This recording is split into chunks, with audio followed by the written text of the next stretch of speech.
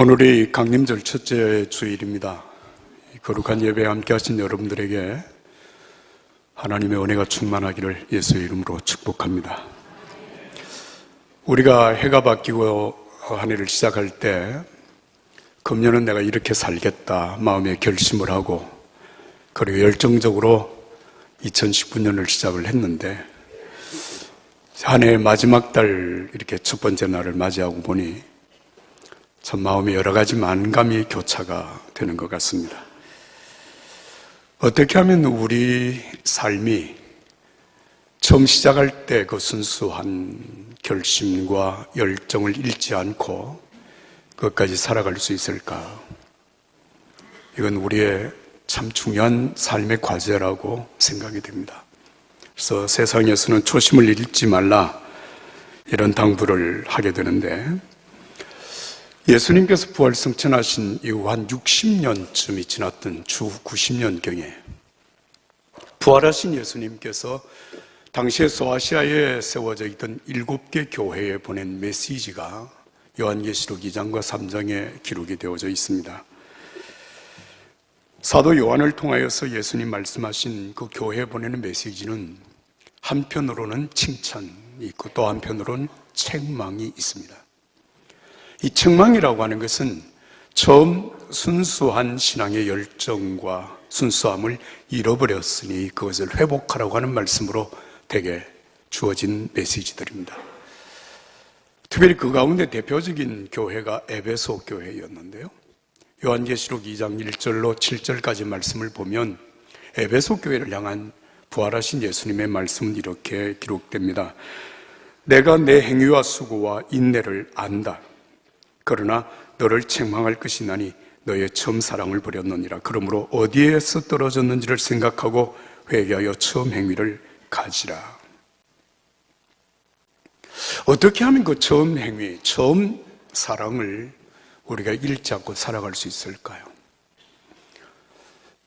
어떤 사람은 해가 바뀌면 내가 다시 새롭게 다짐을 하고 살겠다 그렇게 생각도 하고, 어떤 사람은 집을 바꿔서 이사를 가기도 하고, 심지어 어떤 사람은 사람을 바꾸어서 정말 다시 한번 새롭게 살아보자 그렇게 결심하고 행동을 하는 경우도 볼 수가 있습니다. 그러나 그런 결심이 시작된 지 얼마 후가 지나게 되면 내 자신의 삶이 다시 과거에로 회귀하고 있는 모습을 발견하게 되고, 그러면서 우리의 마음은 참 착잡해지는 것을 경험하게 됩니다. 그러나 예수님께서 처음 사랑, 처음 행위를 회복하라고 하는 이 말씀은 우리가 반드시 이루어야 할 주님의 말씀이고 또 이룰 수 있다고 하는 가능성을 전제로 해서 우리에게 하시는 말씀이라고 믿습니다. 오늘 함께 읽은 마태복음 3장 1절부터 12절까지 말씀, 이 말씀은 세례 요한을 통해서 우리에게 선포하신 말씀인데 한마디로 회개하라, 천국이 가까이 왔느니라. 회개하라, 천국이 가까이 왔느니라. 3장 1절부터 3절까지 말씀 이렇게 기록되어 있죠. 그때에 세례 요한이 이르러 유대 광야에서 전파하여 말하되 회개하라, 천국이 가까이 왔느니라 하였으되 그는 선지자 이사야를 통하여 말씀하신 자라.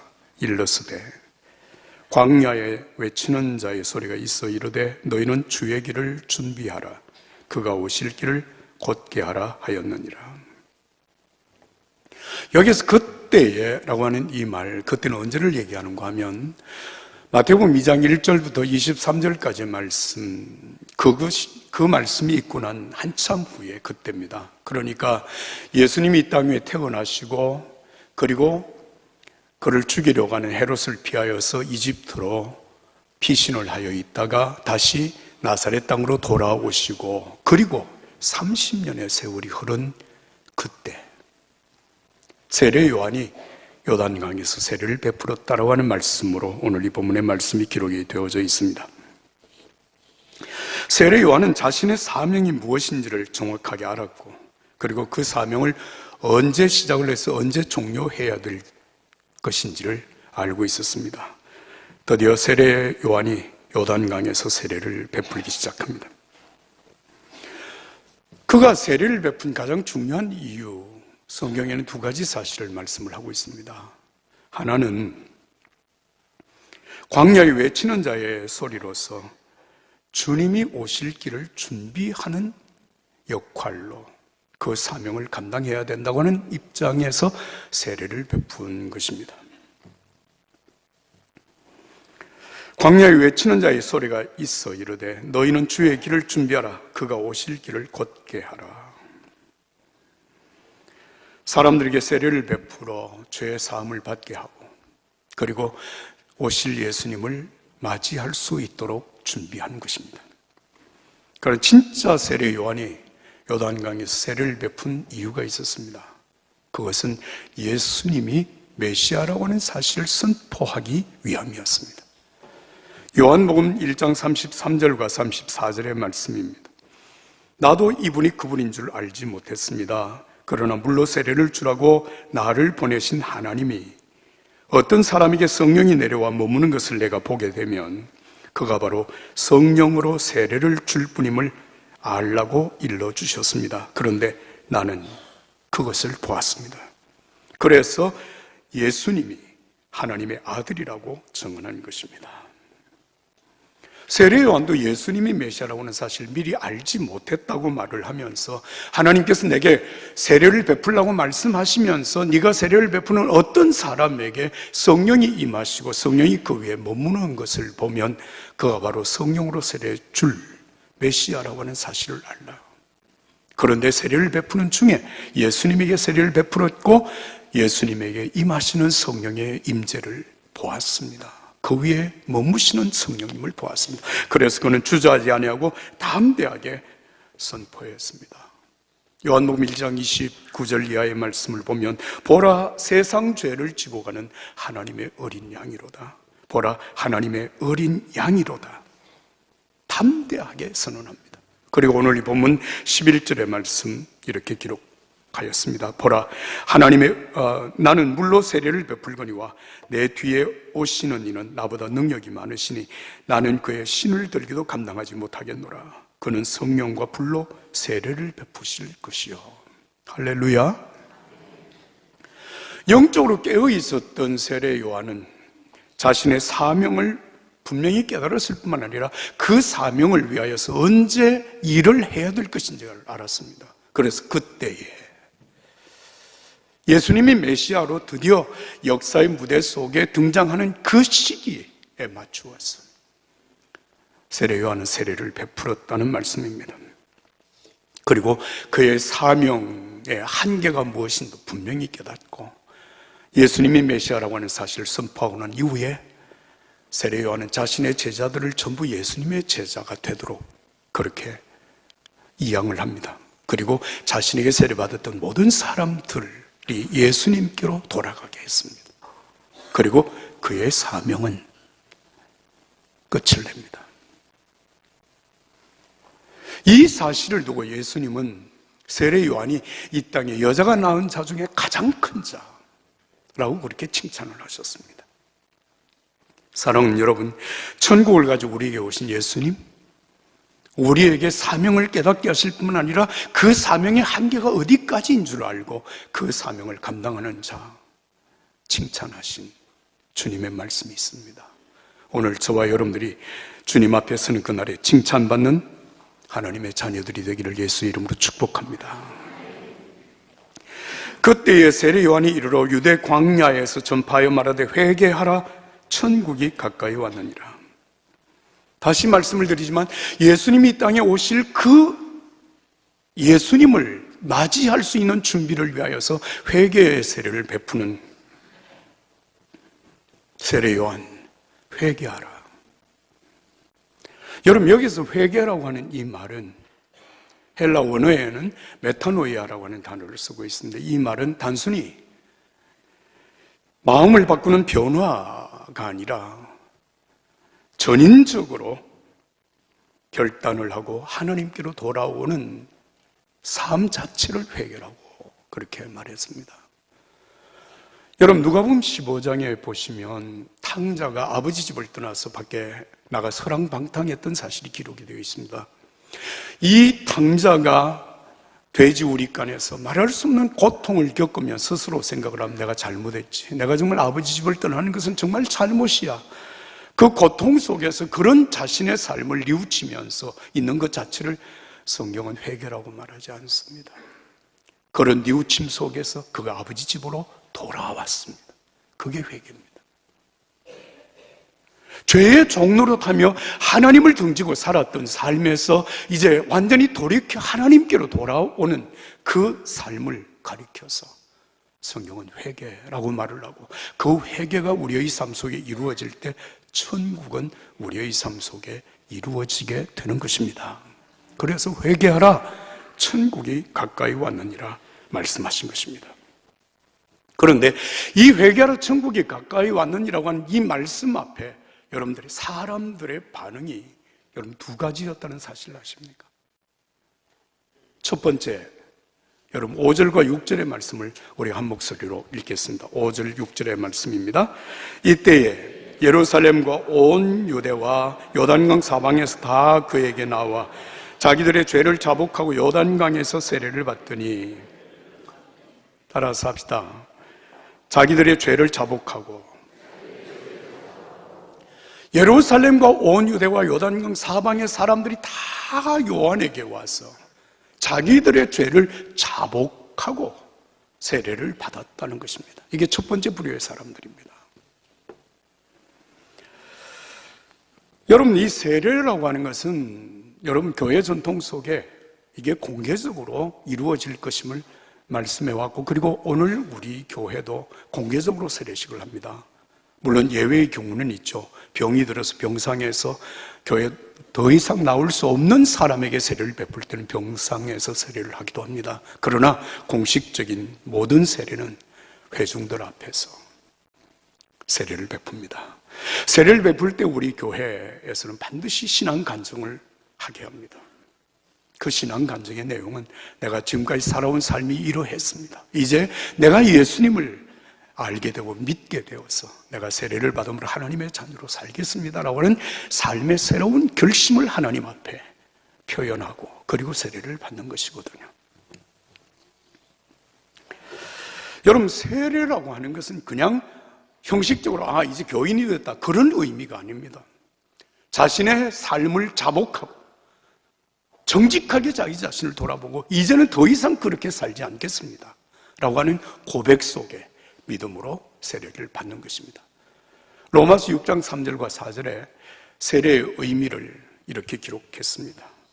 그리스도와 연합해 세례를 받은 우리는 모두 그리스도의 죽으심과 연합해 세례를 받은 줄을 알지 못합니까? 그러므로 우리는 그리스도의 죽으심과 연합해 세례를 받음으로써 그분과 함께 묻혔습니다. 이는 그리스도께서 아버지의 영광으로 인해 죽은 자들 가운데서 살리심을 받은 것처럼 우리도 또한 새 생명 가운데서 살게 하려는 것입니다. 여러분, 세례를 받는 것은 십자가에 못 박혀 죽고 무덤 장사되고, 그리고 예수님의 부활의 생명으로 함께 살아가는 것, 이게 세례라고 말씀을 했습니다. 세례 요한에게 나와서 그들이 자신들의 죄를 자복하고 세례를 받은 의미가 바로 여기에 있는 것입니다. 그래서 이들에게 세례를 받은 모든 사람들은 결국 여러분 세례 요한을 통해서 예수님에게로 이양이 되고, 자신의 제자들까지도 예수님에게 이양을 한 사람이 세례 요한이었습니다. 제가 여러분들에게 한번 질문하겠습니다. 제 질문이 여러분들에게 맞다고 생각하시면 아멘으로 대답을 하시면 됩니다. 여러분 세례 받으셨습니까? 죄의 종노릇하며 살던 과거의 삶을 돌이키기, 이제는 정말 예수님을 나의 주님으로 믿고 살아갈 것을 결심하셨습니까? 여러분, 죄에 대하여는 죽고 예수님에 대하여 다시 살아는 예수의 사람으로 사는 것, 이것을 성경에는 세례받은 사람이다 이렇게 말을 합니다. 갈라디아서 2장 20절의 말씀입니다. 나는 그리스도와 함께 십자가에 못 박혔습니다. 그러므로 이제 더 이상 내가 사는 것이 아니라 내 안에 그리스도께서 사시는 것입니다. 지금 내가 육체 안에 사는 것은 나를 사랑하셔서 나를 위하여 자신의 몸을 내어주신 하나님의 아들을 믿는 믿음으로 사는 것입니다.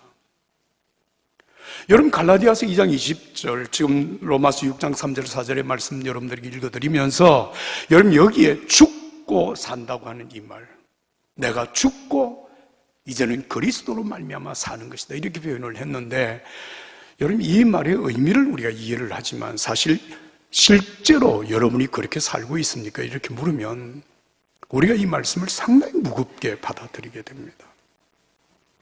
내가 진짜 죽었나? 정말 내 안에 예수님이 지금 살아계시는가? 이 문제에 대한 질문이기 때문에 그렇습니다. 그러나 여러분 2장 20절의 말씀을 보시면 내가 죽고 예수로 산다고 하는 의미가 무엇인가 하면, 과거에는 내가 내 인생의 주인이 되어서 내가 원하는 대로, 내가 하고 싶은 대로, 내가 마음대로 내 인생을 살아왔다고 하는 그 삶에서 이제는 예수님이 나를 구원하시고 나의 주인이십니다라고 고백하는, 그래서 예수님이 주님이라고, 예수님을 주님이라고 부르는 사람이라는 것입니다. 그리고 예수님과 함께 사는 사람이라고 하는 것은 예수님을 하나님의 아들 그리스도로 믿음으로 살아가는 것, 그게 바로 예수와 함께 사는 사람이라는 것입니다. 그래서 제가 여러분들에게 다시 질문합니다. 여러분은 예수님이 여러분의 주님이심을 믿으십니까?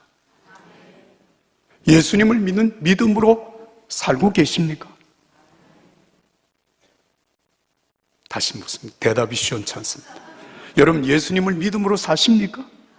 오늘 우리가 왜 예배 자리에 나왔습니까? 예수님을 믿기 때문입니다. 그 믿음으로 사는 자, 이제는 과거에 내 마음대로 죄 종이 되어서 살던 삶은 죽고 이제는 나의 주 예수님을 믿음으로 살아갑니다. 여러분 이것이 세례받은 자의 삶입니다.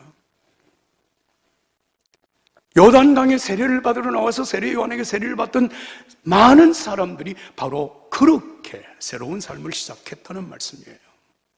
그런데 세례 요한에게 나오는 사람들 중에 전혀 다른 사람들이 있었습니다. 그들이 누구냐? 여러분 오늘 본문 말씀 7절부터 10절 말씀, 바로 그들입니다. 같이 읽겠습니다. 7절부터 10절입니다. 요한이 많은 바리새인들과 사두개인들이 세례를 베푸는 대로 오는 것을 보고 이르되, 독사의 자식들아, 누가 너희를 가르쳐 임박한 진노를 피하라 하더냐? 그러므로 회개에 합당한 열매를 맺고 속으로 아브라함이 우리 조상이라고 생각하지 말라. 내가 너희에게 이르노니 하나님이 능히 이 돌들로도 아브라함의 자손이 되게 하시리라. 이미 도끼가 나무 뿌리에 놓였으니 좋은 열매 맺지 아니하는 나무마다 찍혀 불에 던지시리라. 아멘을 하기가 좀 그렇죠. 사실은 세례 요한을 통해서 선포되어진 이 말씀은 어떻게 보면 굉장히 무거운 저주고 독설입니다. 누구에게 행하는 독설입니까? 독사의 자식들아. 바리새인과 사두개인들, 많은 바리새인들과 사두개인들이라고 그렇게 표현을 했어요. 여러분 바리새인, 우리가 복음서를 읽어보게 되면 수도 없이 나오는 사람들이 바리새인들입니다. 이들은 바리새파 사람, 이렇게 말하는 것은 우리는 구별되어진 사람이다, 이렇게 얘기하는 겁니다. 우리는 세상 사람들과 같지 않게 산다, 우리는 철저하게 율법을 지키며 사는 사람이다 라고 스스로 자임하는 사람들이 바리새인입니다. 그런데 왜 이들이 문제가 되는지 여러분 보십시오. 누가복음 18장에 두 사람이 성전에 올라가 기도했던 내용이 기록되어 있습니다. 한 사람 바리새인이었고 한 사람은 세리였습니다. 바리새인이 뭐라고 기도를 합니까? 하나님, 나는 저런 쓰레기 같은 인간 세리와 같지 않습니다. 나는 남의 것을 빼앗은 것도 없고 음란하게 살지도 않고 도둑질도 하지 않았고 거짓말도 하지 않고 난 착하게 살았습니다. 난 일주일에 2번씩 금식을 하며 살았고 나는 11조도 철저히 하나님 앞에 드렸습니다. 여러분 부럽지 않아요? 하나님 앞에 나와서 그렇게 얘기하며 기도하는 거예요. 그런데 세리는 얼굴도 들지 못한 채 이렇게 고백합니다. 하나님, 나 죄인입니다. 참 제대로 살지 못했습니다. 용서해 주시옵소서. 근데 이 두 사람에 대하여서 예수님의 평가가 우리에게 쇼킹합니다. 이 두 사람의 기도 중에 기도를 정말 응답받고 하나님 앞에 의롭다 인정함을 받은 사람은 바리새인이 아니라 세리였다는 것입니다. 여러분, 착하게 사는 것을 예수님께서 무시하는 것이 아니라 자기 스스로 의롭다고 하는 생각에 도취되어져서 자기의 의를 과시하는 동안 이런 영적인 우월 의식이 결국 교만을 만들어내었고, 그 교만이 자기 자신을 보는 눈을 어둡게 해버렸습니다. 남의 잘못은 철저하게 파헤치고 해치고 문제를 만들고 비판하고 정죄하였으나 자기 자신을 보는 눈은 맹인이 되어져 버린 것입니다. 이게 바리새인들입니다. 그 다음에 사두개인이 있습니다. 사두개인은 여러분 다윗 왕 시대에 사독이라고 하는 대제사장이 있었습니다. 이 사독 대제사장이 혈통을 이어받은 사람이라고 하는 얘기입니다. 그러니까 요즘으로 말하면 뼈대 있는 가문의 자손들이라고 하는 얘기입니다. 얼마나 여러분 자긍심이 강했겠습니까? 그런데 이들의 마음속에 한 가지 부정하는 일이 있었습니다. 그것은 바로 부활을 믿지 않았습니다. 그리고 예수님의 부활도 당연히 그들이 믿지 않았던 거죠. 자, 그런데 많은 바리새인과 사두개인이 세례 요한에게 나오는 것을 한번 따라서 합시다. 오는 것을 보고, 여기서 보았다라고 하는 말, 여러분 몇 주 전에 제가 여러분들에게 이 부분에 대한 설교를 했습니다. 보았다, 이든이라고 하는 이 헬라어 단어는 그냥 오는 것을 보았다, 사람들이 오네, 그렇게 보는 것이 아니라 그들의 중심을 꿰뚫어 보았다는 얘기입니다. 그리고 말합니다. 독사의 자식들아, 누가 너희를 가르쳐 임박한 진노를 피하라고 하더냐? 속으로 내가 아브라함의 자손이라고 생각하지 마라. 아브라함 너희들 조상이 아니다는 것입니다. 도끼가 이미 나무 뿔에 놓였으니 회개에 합당한 열매를 맺지 아니하면 찍어서 불에 던진다는 말씀을 했습니다. 끔찍한 독설입니다. 이 말을 들은 사람들이 오늘 본문에는 기록되어 있지 않습니다만 누가복음 3장 11절 이하의 말씀을 보면 그러면 우리가 어떻게 해야 되느냐고 당황하면서 얘기를 합니다. 이 말 속에 당시의 세례 요한의 영적인 권위가 얼마나 대단했는가라고 하는 사실 우리가 충분히 짐작할 수 있는 것입니다. 그 말씀 앞에 그럼 우리가 어떻게 해야 됩니까? 라고 말할 때 세례 요한은 이렇게 말을 이어갑니다. 두 벌 옷을 가진 사람은 없는 자에게 나눠주어라. 먹을 것을 가진 사람은 먹을 것이 없는 자들에게 나눠줘라. 정해진 것보다 더 많은 세금을 거두어들이지 말아라. 강제로 돈을 뜯어내다가 거짓으로 사람을 고발하지 말아라. 너희가 받는 봉급으로 만족해라. 여러분, 율법으로 산다고 스스로 자신의 의로움을 드러내고 그 의로움 때문에 우월의식 속에 빠져서 교만해져 있는 이 사람들에게 세례 요한을 통해서 하신 말씀이 뭐냐면 제대로 살아라. 너희들 자신을 좀 돌아보라고 하는 얘기입니다. 스스로 도취해서 나는 의롭다고 자기의 의로움을 과시하면서 제대로 살아라, 제대로 살아라. 그 얘기를 하신 것입니다. 한 번은 여러분 마가복음 10장에 보면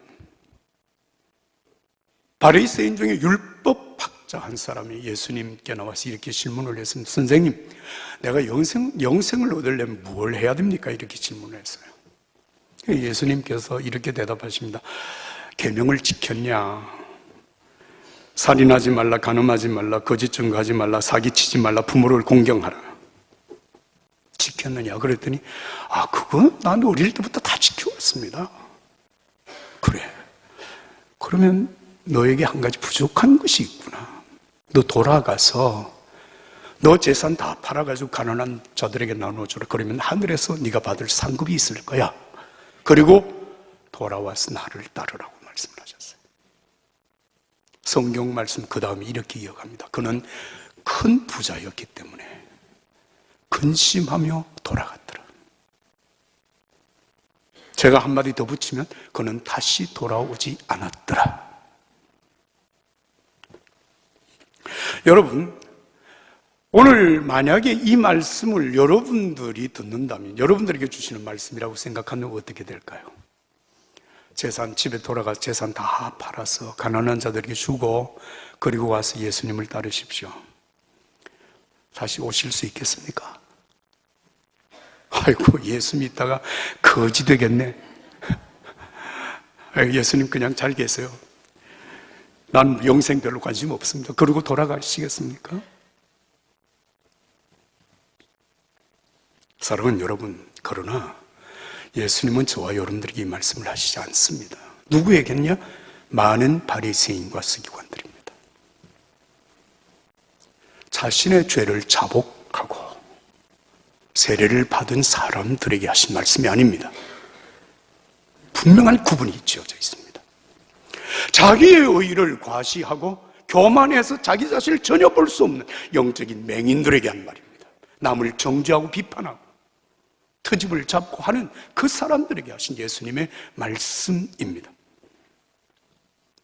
사랑하는 여러분, 하나님의 말씀이 우리에게 선포되어질 때 어떤 사람에게는 디딤돌이 되지만 어떤 사람에게는 걸림돌이 된다는 사실을 아십니까? 교만한 사람에게는 하나님의 말씀이 걸림돌이 됩니다. 자신을 볼 줄 모르는 사람에게는 하나님의 말씀이 다 걸림돌이 됩니다. 문제가 됩니다. 이 사실을 베드로 전서 2장 6절에서 8절까지 사도 베드로는 이사야 선지자의 말씀과 시편의 말씀을 인용해서 이렇게 기록했습니다. 보라, 내가 택한 보배롭고 요긴한 모퉁이 돌을 시온에 둔다. 그를 믿는 사람은 결코 부끄러움을 당하지 아니하리라.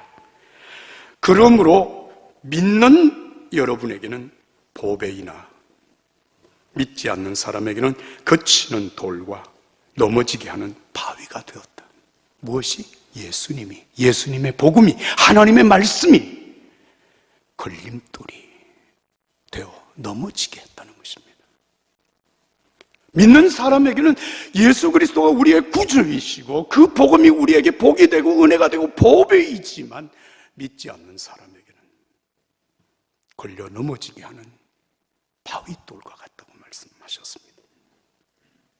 사랑하는 여러분, 여러분에게 예수님은 디딤돌입니까? 걸림돌입니까? 교회력으로, 교회 달력으로 여러분, 오늘은 강림절 첫 번째 주일입니다. 그래서 오늘 여러분 현수막에 강림절이라고 쓰여져 있습니다. 강림절이라고 하는 말은 예수님의 성탄을 앞두고 4주 동안 우리가 교회력에 따라서 지키는 교회의 중요한 절기입니다. 사실은 강림절을 통하여서 여러분 교회의 삶은 시작이 됩니다. 모든 성도들의 진정한 새로운 삶의 시작은 여러분 예수님과 직결되어져 있습니다. 그래서 고린도후서 5장 17절에 누구든지 그리스도 안에 있으면 새로운 피조물이라 이전 것은 지나갔으니 보라 새 것이 되었도다. 우리는 성탄절을 앞두고 이 4주 동안 여러분 성탄절을 기다리는 것도 중요하지만 이 땅 위에 다시 오실 예수님을 기다리는 믿음으로 이 강림절 절기를 지킵니다. 예수님은 반드시 다시 오십니다. 우리는 그 앞에 서게 될 것입니다. 그래서 우리는 마라나타 주여 오시옵소서라고 하는 이 믿음으로 여러분 하나님을 예배하고 믿음의 사람으로 살아가는 것입니다. 회개하라 천국이 가까이 왔느니라고 하는 이 말씀 앞에 정말 죄를 회개하고 겸손히 있을 것인가, 아니면 비판적인 마음으로 트집을 잡고 대적할 것인가? 그럴 수는 없겠죠. 천국의 문은 자신을 정직하게 돌아보고 회개하는 자들에게는 활짝 열려져 있습니다. 그러나 교만해서 자기를 보지 못하는 사람, 남을 비판하고 정죄하는 사람, 천국 문이 굳게 닫혀져 있습니다. 여러분, 이 강림절 기간 동안 교회는 보라색 칼날을 씁니다. 경건과 회개와 여러분, 정말 우리 자신을 돌아보는 그런 삶을 사는 기간으로 보라색 자주색을 교회 칼라로 사용하는 것입니다. 이 강림절 절기에 정말 우리 자신을 정직하게 돌아보고 회개함으로 다시 오실 예수님 앞에 여러분 칭찬받는 자로 쓰실 수 있는 저와 여러분들이 되기를 예수의 이름으로 축복합니다. 기도하겠습니다. 여러분, 화면에 있는 기도문을 함께 보시면서 우리 한 목소리로 기도합니다. 거룩하신 아버지여, 성탄절과 함께 다시 오실 예수님을 기다리는 깨어있는 영으로 살게 하소서. 말씀 앞에서 자신을 정직하게 돌아보며 겸허한 마음으로 회개하게 하옵소서. 자신의 의로움을 과시하는 교만으로 천국문을 닫는 자 되지 않게 하옵소서. 날마다 일마다 때마다 우리의 영의 눈을 열어주시오. 곁에 계신 예수 그리스도를 보게 하시며 그 앞에 있는 우리 자신을 보게 하소서. 그날에 잘하였다 착하고 충성된 종이라고 칭찬받는 자리에 서게 하옵소서. 존귀하신 예수 그리스도 이름으로 기도합니다. 아멘. 아멘.